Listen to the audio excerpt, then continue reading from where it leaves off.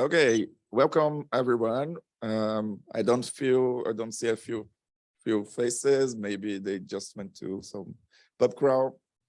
They are going to appear. So the first talk, it's Isogenies in Sage, and it's going to be by Lorenz. Thank you. Thanks to the organizers for allowing me to speak here. Welcome back to everyone who made it. I guess I have nothing to say to those who aren't here because, well, they're not here. So this talk is mostly kind of an implementation report in a sense, or perhaps a collection of promises for the future, or a set of tips and tricks for you to use in your lives right now, depending on how you view it and depending where you are with your Sage journey right now. And it's organized by chronological order. So I'll first kind of go over what the state of Sage used to be for most of its existence, which is the state I found it in back when I started my PhD, or slightly earlier. And then there's going to be a part on things that I and partially others did in the past year or so. And in the end, I will kind of philosophize a bit about what other things there are that we should still be doing. And I hope that I will be able to convince you that most of these things aren't very far out of reach, even if they sound kind of insane now, given how most people perceive Sage's isogeny support as kind of basic. Okay, so first, let's start with the part I haven't announced even, that is called the dream. So ideally in a computer algebra that's suitable for doing isogeny-based cryptography, this could be an example program that actually doesn't work right now in Sage, but it would be something that I would hope to make work in the future. So you can see here, like this second line already says, we compute the endomorphism ring of an elliptic curve. That is something that is not implemented right now, but I would like to make this work in the near future. You can also see that this endomorphism ring apparently understands the concept of an ideal in some way. So it has a method to compute a random ideal of the endomorphism ring, which is something that, of course, we sometimes want to produce random isogenies, for example. And then there's also a call here that suggests that given this ideal that apparently knows that it's part of an endomorphism ring of an elliptic curve, you can compute the codomain of the associated isogeny. So these are things that currently are completely unimplemented. None of this works. But I believe that it's not far out of reach, and we can probably make this work in a way that is at least functional, perhaps just for toy examples in some cases, because of course, not all of these things can always be polynomial time or efficient in practice. But it would still be nice to have this to play around and as a teaching tool and to just have more hands-on experience working with all these objects than just staring at formulas. There's other functions here. We just compute a random isogeny. This is nothing new. This already works. We compute another isogeny. And well, there's always these crypto suggestive names here that indicate what kind of scheme this is going to be. So here we have a commitment scheme and a challenge. And then at the end, there's some more advanced machinery that again doesn't exist yet, which is ideal from isogeny. So we have an isogeny that we a priori defined in terms of its kernel point. And we would like the ideal in the endomorphism ring of the domain curve associated to that isogeny. There are algorithms for this. We know them. They just aren't implemented. And of course, making an interface in a programming language that supports these kind of things is also not exactly trivial in some cases. We do the same kind of thing here. We kind of like work with these ideals as ideals. We can multiply them. There's a conjugation operation on this because it's a quaternion ideal. And then there's a nice call to equivalent smooth ideal, which basically stands for KLPT. So again, completely unimplemented, but we know in principle how to do this. And it would be nice if we had this available as a generic algorithm that just works and you don't have to like download someone else's code and fix it for the particular case you're trying to do. And then it doesn't work in most cases and, you know, the current experience. And then we can compute the response. So this is something that I thought of as a nice goal to work towards with the isogeny support in Sage.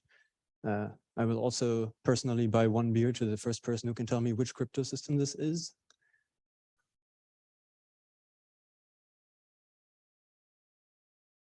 Maybe later, so just come when you found it out. There's also a little bit of the present here. This is not part of the dream. Actually, it's kind of a nightmare because the scheme is broken as of now. But this is a an implementation of SIDH that uses new functionality of Sage that mostly I, together with one or two other people, implemented last year, and it made the implementation of SIDH very concise and short and natural, because you don't have to implement all of these isogeny chains yourself, basically. So at the time I said it's time to rejoice. I guess this is a little bit less interesting now, but what still stands are these Sage improvements that are of independent interest, and it's very nice to have them just for computer algebra purposes as well. Okay, in the past, about 2 years ago, before I went on this crusade of fixing all the things that were annoying to me, Sage had two classes that are suitable for representing isogenies. One of them is called elliptic curve isogeny. I imagine everybody has worked with it. It only implements Leuven formulas, which are both linear complexity in the degree. So that's why we had to like kind of handcraft all of these isogeny chain things ourselves, because Sage couldn't internally decompose. And there's Weierstrass isomorphism, which is maybe less known or popular, which implements only isomorphisms between two elliptic curves in Weierstrass form. So it's essentially just like a glorified tuple of these constants appearing in the definition of a Weierstrass isomorphism.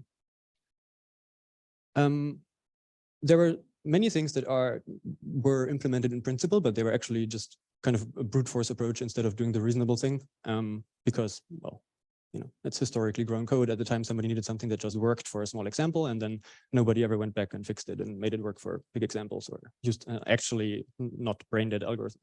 There will be an example later. There were almost no non-trivial operations on isogenies. You could evaluate them, and you could do things like compute the kernel polynomial, but composition doesn't quite work in the way you would like it to, and sums of isogenies between the same pair of curves aren't implemented at all. What's also kind of annoying to me, or was annoying to me from a programming perspective, is that there was no unified interface for these two types of isogenies that are both isogenies clearly mathematically. And so you actually had to always like kind of special case the difference. Is this one a Weierstrass isomorphism, or is it an elliptic curve isogeny? Even though these objects are mathematically of the same type, they should be like the same in the programming language, or should expose the same interface to the programmer. There's also essentially no tools for working with endomorphisms. You can, of course, define them as an isogeny from a curve to itself, but there's no, for example, functionality to compute a trace of an endomorphism. And of course, there's quite a few bugs that had to be ironed out. So here's a few examples for these things that I mentioned. A typical task that we also have in cryptography is that, well, you're looking for a set of 2 points that span, or well, typically 2 points that span the rational subgroup of an elliptic curve. And this is a very typical task. There actually is an algorithm for this in Sage. It has been there for a long time.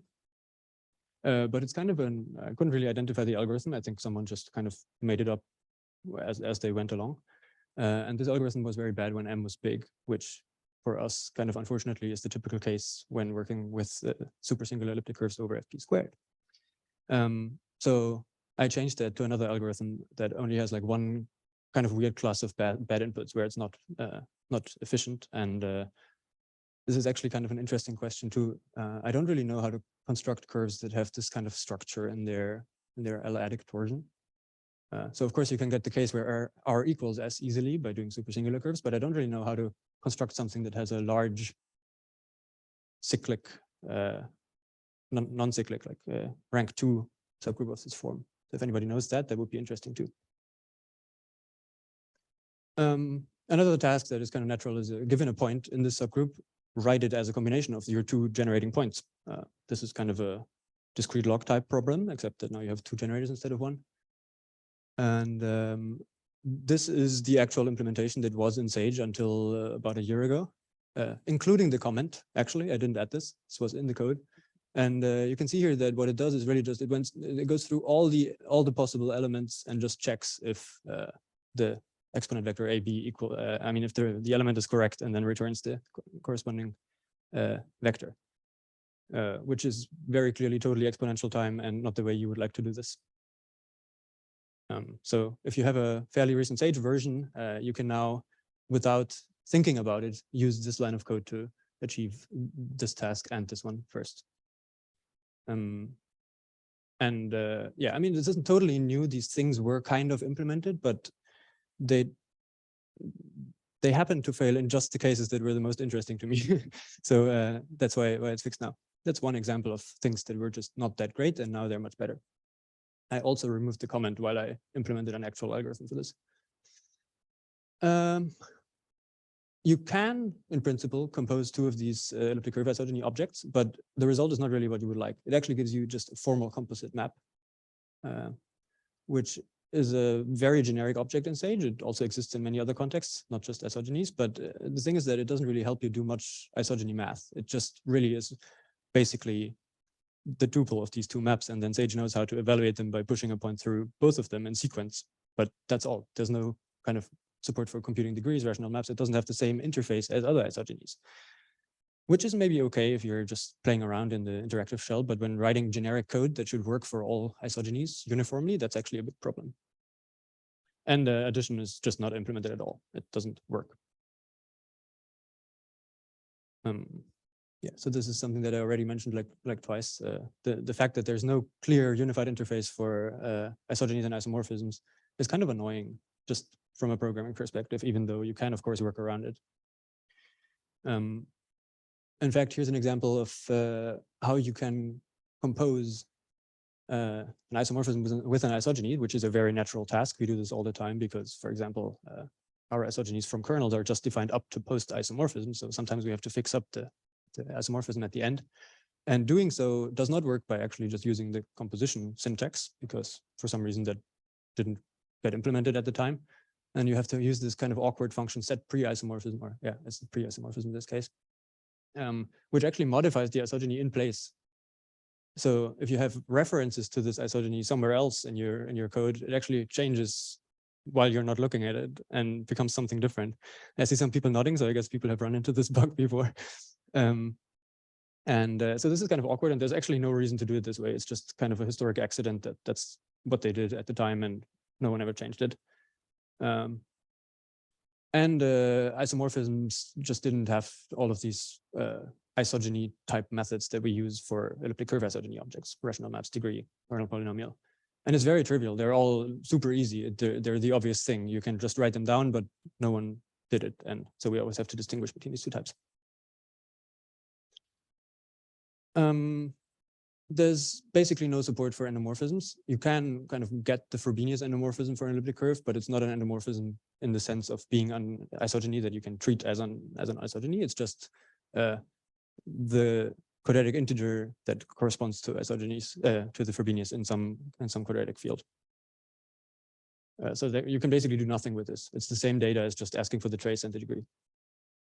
And you know the degree because you can work with endomorphisms. They're just another isogeny, so that's okay. But it doesn't really help you do many endomorphism things.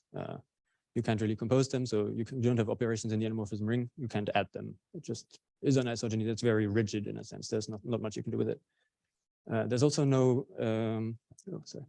compact representation for these. So, for example, when you add two endomorphisms, maybe you just don't want to actually compute the kernel because it might be very big prime degree or something. And then you would just like to store them as a formal sum. And doing these things isn't implemented. You have to do it yourself all the time. There's actually no way to represent an inseparable isogeny in Sage right now. You can define the function that evaluates an inseparable isogeny at a point, which is the workaround that I use, but it's not viewed as an isogeny object that you can work with in the same way as with other isogenies. And that is very annoying, especially again, if you think about endomorphism rings, for example, because, well, the Frobenius is one thing that we tend to use a lot, especially in the supersingular case. And there's also no algorithm to compute anything non-trivial on endomorphisms that doesn't also work for just isogenies. And again, this is something we want for having some kind of support for endomorphism rings, which is the thing I promised to be working towards on the first slide. So that's how what I call the dark ages were like. And I'm now going to proceed to the present, which means any recent Sage version. There was actually one released 2 days ago. So if you update to that version, you can get all of these things that I'm talking about now. They're in there at the moment. A while ago, I tried to fix this issue that isomorphisms and isogenies were treated very differently by introducing a common parent class for them. So It's kind of just like a template thing that subsumes functionality from both, and then there's specializations that just do like, oh, this one now does the isogeny thing, and this one does the isomorphism thing. But the Python, the underlying programming language, knows that they're both actually instances of this elliptic curve HOM class, which defines an interface.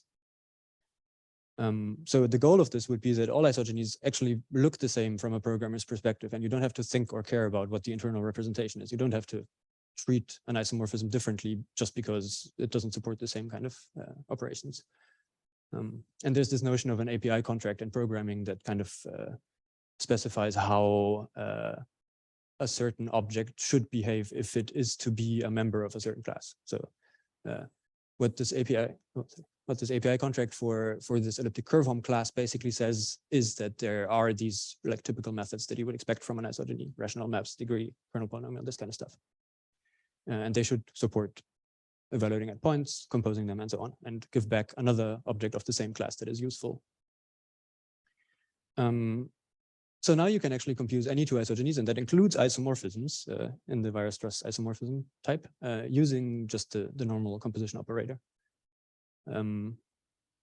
Right now, this is not the standard for some combinations of these types, but if you just type this one line once in the beginning of your program, it will automatically always use the correct thing. And I'm hoping to make that default soon.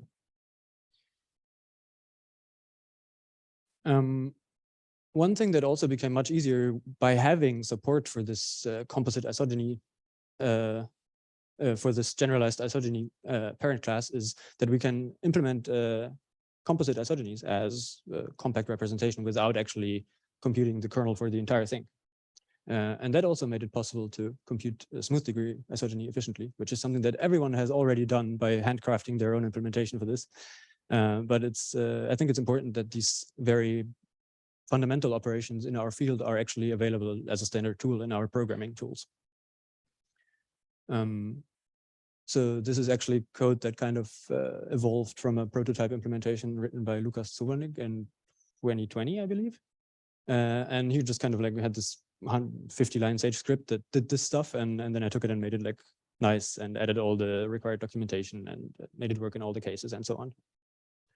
And so now, if you have a fairly recent Sage version, you can just plug in a point of smooth order here. It doesn't even have to be like a prime power or anything. It just needs to have smooth order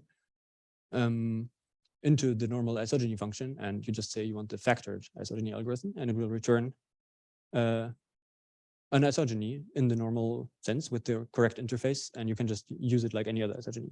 And yeah, so this takes time and space just polylogarithmic in the degree if it's smooth, which is obviously much better than linear. One thing that's kind of sad is that this still uses the obvious naive quadratic strategy. So this is a strategy in the sense of SIDH tree evaluation strategies. That's of course not inherent. Just the first thing that was implemented, and it's easy to change this to a strategy that is obviously quasi-linear by using a sparser tree. And this is done. I did this, but the patch is kind of stuck because no one is willing to confirm that it's okay to be merged, which is a recurring theme, actually. There's not enough people looking at these kind of things. And then some code is ready for a long time, but never gets merged into Sage. Another thing that is maybe not obviously useful at first, but will be very useful if you think again about how to implement endomorphism rings in a kind of generic and abstracted way where the user doesn't have to think about stuff, is to have scalar isogenies as an actual isogeny that basically consists of storing just a number. So yeah, I'll get to that. So the theme here is that Velu's formulas and also square root Velu are fully general. You can plug in any point, but the complexity is in some cases very suboptimal. One example we've seen is this smooth degree isogenies, but there's more. Yeah, so smooth degree is one example, and there's more of these examples where you can actually represent an isogeny using much less space than writing down the kernel. And I call these compact isogenies. I'm not sure how standard that is, but it's like basically any case where you can sort of represent and compute with the isogeny in polylogarithmic time. And indeed, sorry. Scalar multiplication is one of these examples. You can write this down as an isogeny defined by, for example, the M division polynomial, and then with the correct isomorphism at the end, I guess. But that's quite wasteful. It's much bigger than it needs to be. The actual data of this object is really just the number and like the curve, I guess. And so what I suggest is to add another one of these elliptic curve home child classes to Sage that basically defines a scalar multiplication without doing the kernel polynomial Velouz formula thing, which is the way how this is currently implemented. If you ask for the multiplication by M isogeny, it will find the division polynomial and give you back the corresponding isogeny, which is, of course, not very efficient in most cases. So this is basically like the data is just this tuple, and then to make it work in programming, we basically kind of glue a type to this tuple, which means practically you define a class that has these objects inside of it as instance variables. And then you can just like write the simple helper methods here that are kind of obvious in this case. Of course, evaluation is just scalar multiplication, which we already have implemented. So it's really just about defining the correct interface, and all the functionality we need is already there. It's just kind of scattered throughout the code base in a sort of awkward way. And in the same way, we can also represent Frobenius isogenies, which includes the Frobenius endomorphism as a special case. And it basically just tells you which power of P to apply. That's the data of any, or like of any purely inseparable isogeny, I guess. And then together with the other code for representing composite isogenies, that actually allows us to also store not purely inseparable isogenies that are a composition of some Frobenius times a normal isogeny, separable isogeny. And again, this is kind of really, the data is really just this tuple of E and which power of P to apply. And then there's a bunch of helper methods that make it look and feel a lot like any other isogeny that might be defined by a kernel or by a bunch of rational maps. There are prototype implementations of this, including all kinds of like documentation and stuff, but I submitted the tickets on the bug tracker and no one has looked at it apparently, so it never gets merged. And that has been the state for a couple of months now. And this is, again, a recurring theme. It's a bit sad, but that's how things are. I understand that other people are also very busy. One algorithm that is kind of needed for many of these things under the hood, even though it's not as obvious at first, is a comparison of two isogenies. And we need this a lot in all kinds of algorithms. It kind of shows up in the end when you do, for example, when you're going to compute traces in a way. You're trying to kind of detect equality between an isogeny that you can evaluate and a scalar, more or less. Anyone know which scalar it is? So this is a thing that just keeps showing up. And this is maybe more obvious if you have one unique way of representing isogenies. It's always just the kernel polynomial, for example. But now with all these things that I propose to add to Sage, we have a lot of different ways of representing the same isogeny. For example, you could just factor it in two different ways. And then how do you know if they're the same without writing down the entire thing? Not extremely obvious. The traditional Sage method for this, the way it currently compares two isogenies, is that it literally just compares domain and codomain, which is very reasonable. And then it computes the rational maps of the isogeny and compares those. So if you had done any work to get the complexity of this stuff better than linear, it's now gone because, well, it computes the rational maps, which is linear complexity, and it's just lost. I can mention in passing that this version of the comparison algorithm in Sage is already a step up from the original implementation, which was to compare domain, codomain, and kernel polynomial. That has the same complexity, but it also has the added problem of not even being correct. So they fixed it by comparing the rational maps, which is correct, but it's still much slower than it could be in some cases. So the method I implemented in the context of this composite isogeny stuff, and I'm not sure if this is new, that's why there are two question marks. It's kind of obvious if you think about it for a bit, but I didn't really find this anywhere written down. So I guess I can claim that it's new, even though it's sort of obvious, is to use a lemma that basically boils down to some property of quadratic forms. And that is that if you have two isogenies between the same curves of the same degree, if they don't have the same degree, they cannot be equal. So that case is trivial. We don't have to care about that. two isogenies, same domain and codomain and same degree, and you know that they are acting the same on sufficiently many points, the bound here is linear in the degree, then they're actually the same. This is kind of reminiscent in a way of like facts, basic facts about polynomial interpolation. If you fix too many points. How's what? Say. I'll get to that. Very good question. Brings me to my next point. The trick is that we already know that these isogenies are group homomorphisms. So comparing them on more than 4D points doesn't actually mean you have to plug in 4D points. You plug in generators of a subgroup that has sufficiently many points in it, and then by the homomorphism property, you already know that if they agree on the generators, they must be the same on all the points in the subgroup. If you don't have enough points, you have to go to an extension, but just by counting, we know, or by like general field sizes and Hasse bounds and whatever, we know that a small degree extension will suffice to do this. Yeah.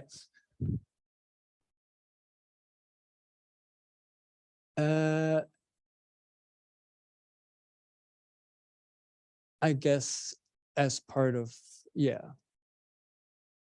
Oh, the question is, we still have to factor the order to find the order of the points.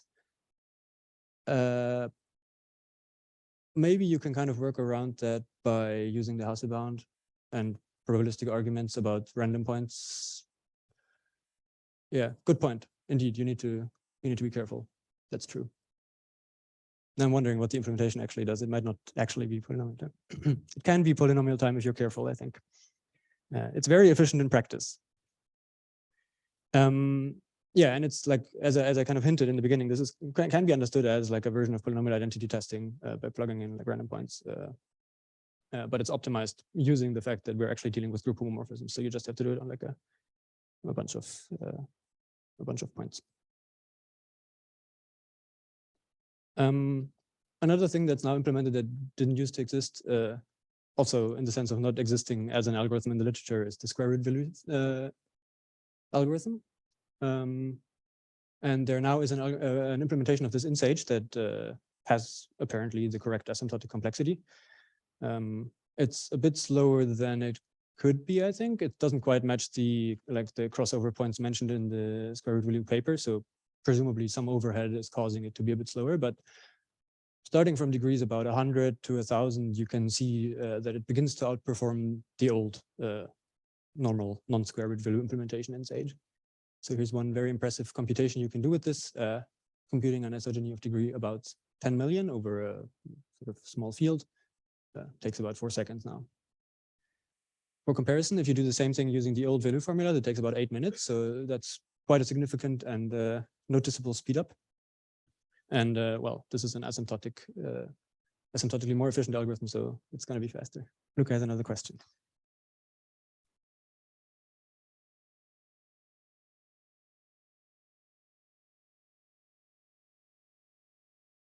It's a new child class of elliptic curve Hom.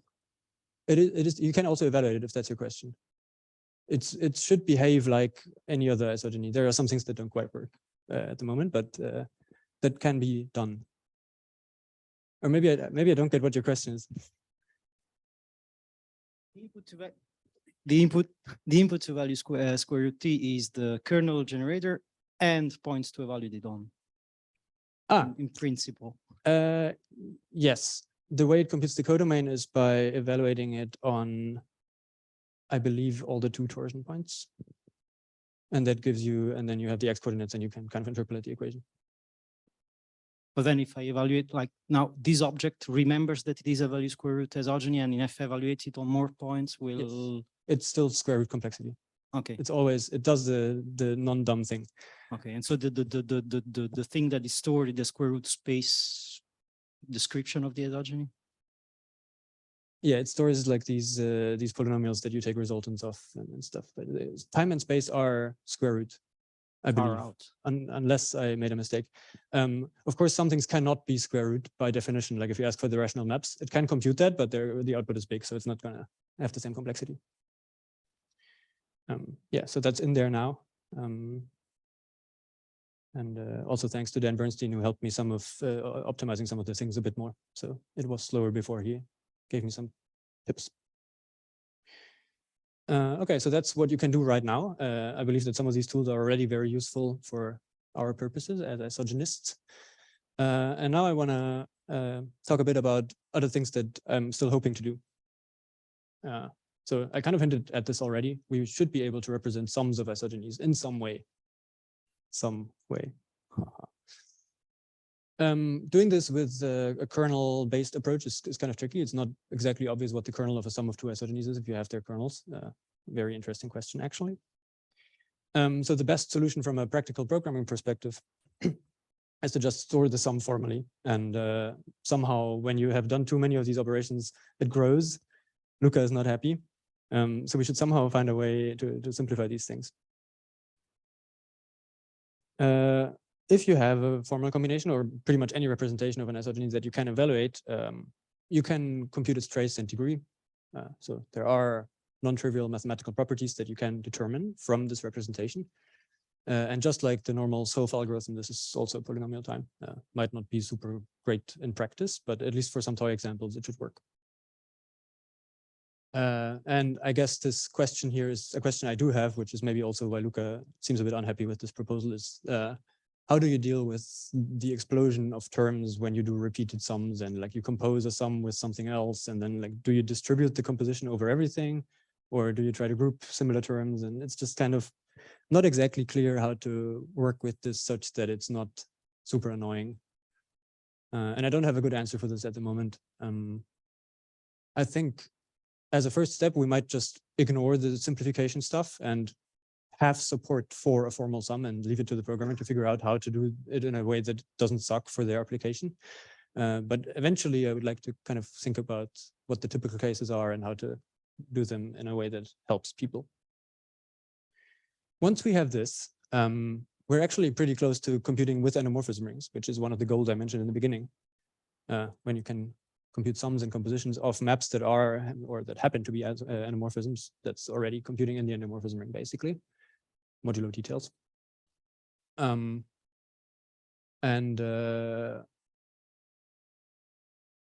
Yeah, so there's some other tools you need for these things, but that's also stuff that follows fairly naturally once you have the correct infrastructure set up. And that is kind of my main point, I think, in many things I've said here. Writing non-trivial algorithms and having support for non-trivial mathematical operations becomes much easier if you have the correct foundation for these things. And in the type system, you have objects set up that do the natural thing. You can write code that is actually readable because it has the correct syntax. You don't have to like write weird method names all over the place. And that is a big part of what I've been doing, kind of refactoring everything into a structure that feels much more natural to a mathematician.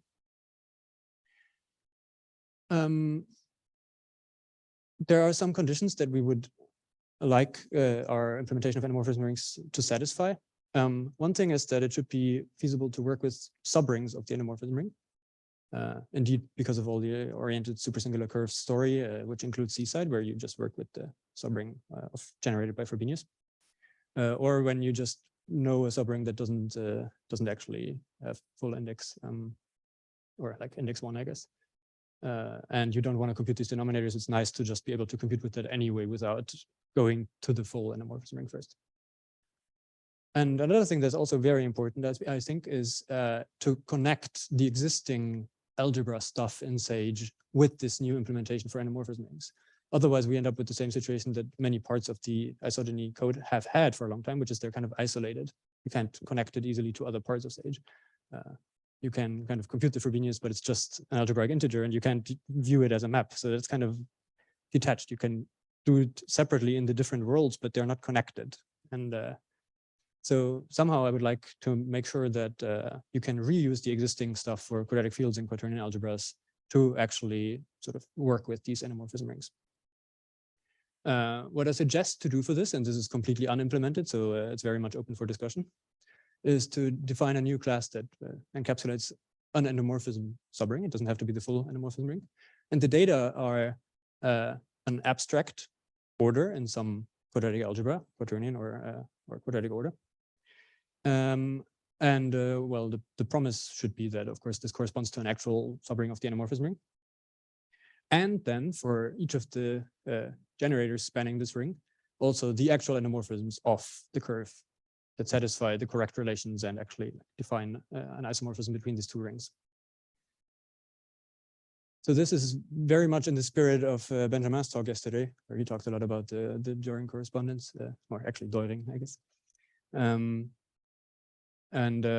I think it's the most natural way of doing these things in a computer algebra system, especially when you don't have time to reinvent the wheel all the time and we want to reuse existing functionality. So what's nice about this is that you can actually take arbitrary subrings of the endomorphism ring and just wrap them in this. Even if you don't know much about the endomorphism ring, if you just have an orientation and not the full thing, you can just kind of plug it into this and it will be a well-defined thing that has well-defined properties and that you can work with. The defining morphisms don't have to be computed internally from Sage. So it's not just, this is not just the output of a method called endomorphism ring. You can also just say, I am the user, I have this isogeny, I know that it exists, Sage wouldn't find it, but I can plug it in here and then Sage will be able to work with it. Maybe not super efficiently in some cases, it depends, but at least for toy examples, this should definitely work. And what's really nice is that we can really use all the existing stuff that is in Sage for ideals and class groups and well, hopefully KLPT soon on the abstract side, and then use this this correspondence to map it back down to actual isogenies. And like, you know, you kind of do everything in the abstract, and then once it's time for you to compute your actual isogeny, you can do it by mapping down and using the actual maps.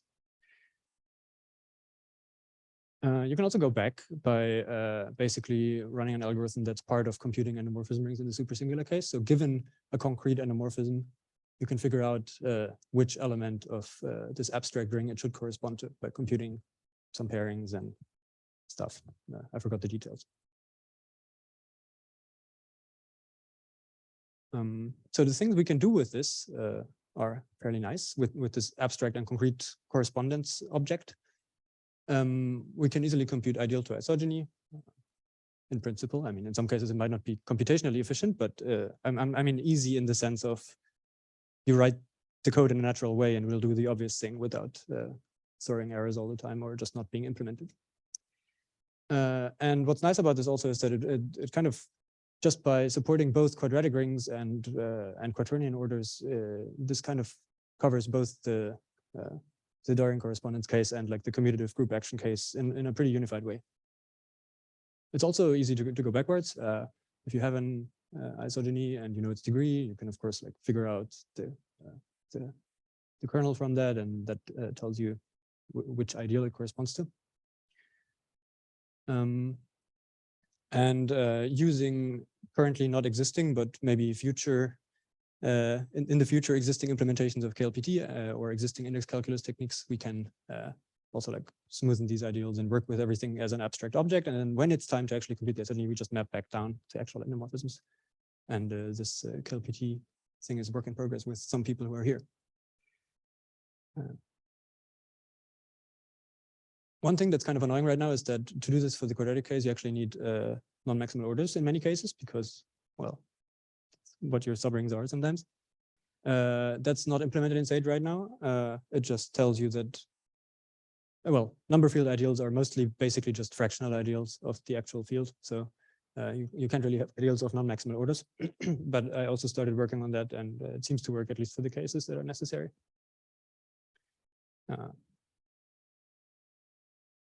Okay, I have about 4 minutes. Just to wrap up the endomorphism ring story, this is nothing surprising. We should also, of course, implement an algorithm that computes an endomorphism ring for a given curve. We know how to do this. It's in the literature. Yesterday, Benjamin kind of hinted at that. We basically find random cycles and hope that they span a large enough subring, and figuring out if they do boils down to, again, computing some trace pairings between these the maps that you found, which again boils down to basically running Schull's algorithm. This is not efficient, but for toy examples, it might be nice. In the quadratic case, there are some pretty cool algorithms to compute endomorphism rings based on walking in isogeny volcanoes. I recommend reading this paper. It's very nice. In some cases, this can be very efficient. It depends on the factorization of some discriminant. And I kind of wrote a basic implementation of this, but it's not very polished. And so it's not in Sage yet. But yeah, my point is, again, that all of these things aren't really that hard. It's just a lot of plumbing. You kind of have to make the engineering work out and make things less annoying for programmers. Yeah, we should also do all of this in Genius 2 again because of reasons, but yeah, I haven't started thinking about that. So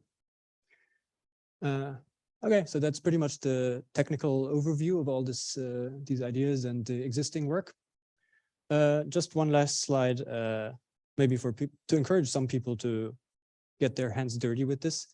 Most of the Sage isogeny implementation really is just Sage code as you would write it yourself as a user. So coding for Sage, putting algorithms into Sage is largely the same operation as just coding it in Sage for yourself and storing it as a script. There will be extra steps to actually get it merged and like add documentation and everything and make it work for all cases. But to some extent, it's really the same thing. So if you already know how to program in Sage, you're not far from being a Sage developer. One thing that's kind of sad for me personally is that there are not many people active in the Sage community who are willing to review these kinds of tickets. I think the main person who was active on developing this entire code base is John Cremona, and he's retired as far as I know. So he just, of course, doesn't have much time, and there's not many other people who even look at this stuff. So some of my patches just don't get any attention for a long time until I kind of nudge the right people and push them to actually look at it. So that's also something that everyone can do in principle. There's no restrictions. You don't have to be like officially confirmed programmer. You can just sign up for an account on the Sage track and sorry. And the review process basically requires just that you state you looked at it, it looks good, you believe it's useful, and then you know, other people can also look at it again, and it's kind of, it's not that informal or like important. Reporting bugs is missing, or things that are missing is very useful too. Somehow many people don't do this, I think. People get annoyed and then they use Magma instead, but you know, it's also a way of making things better is also to just tell the right people, which might include me, that something doesn't work, and in some cases it's very easy to fix, but no one knows that there's even a problem, so it never gets fixed. So basically my point is you can help, and I hope some of you will. And I guess I'm out of time, so I will not show you the bonus. Oh, I will show the bonus slide, but not talk about it. Okay, that's the end of what I wanted to say. Thanks for being here at this early time.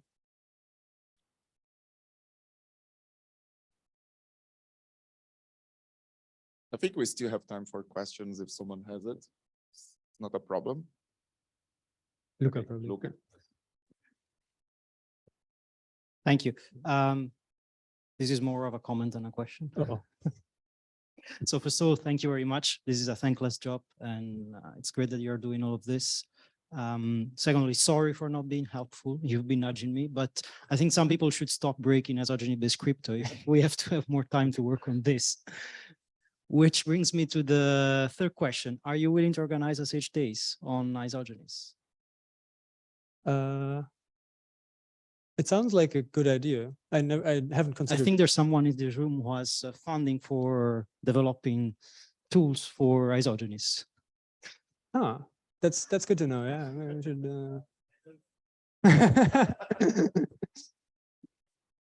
Well, it sounds like a good idea. Yeah.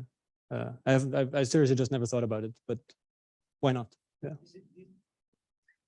This is how you get people to review your tickets, because yeah, if you do it alone, that's the usual problem. You're alone with your tickets and no one reviews them. If you can get some people excited with Sage Days, like coffee against ticket reviews, it works. May I have another question? Are we again duplicating code between Parry and Sage now? Because there's always been this thing where Parry advances a little bit and then the Sage code diverges. Part of what I've been doing was actually to use more Parry in the isogeny code base. So there were some things that I believe weren't implemented at the time when the Sage part of the code was written. And one thing, for example, is computing the Weierstrass P function, which was much slower in Sage than it was in Parry. So I just added like a call path for that, and it made some things infinitely faster, no, like 5 times, but still that's a pretty significant factor. And this happens all the time, that someone just finds out that there actually is a Parry method for that. And usually it's better, of course, because it's written in a low-level language, and Parry is a very good library. I like it a lot, except for some of their like memory management choices. But as a mathematical library, I think it's very well done, and it does what it promises very well. I don't think Paris is operating at a level where they're trying to abstract these kind of endomorphism ring objects and stuff. They might actually make an implementation of square root VLOO at some point. I believe that could happen, but that's not really a problem, right? It's still good to have this just as a Python implementation. So yeah, to answer your question, I'm aware of most of the things that are implemented in Paris, and I'm not trying to duplicate them. I'm trying not to duplicate them. Any other question, Luca? Okay, we have another question there.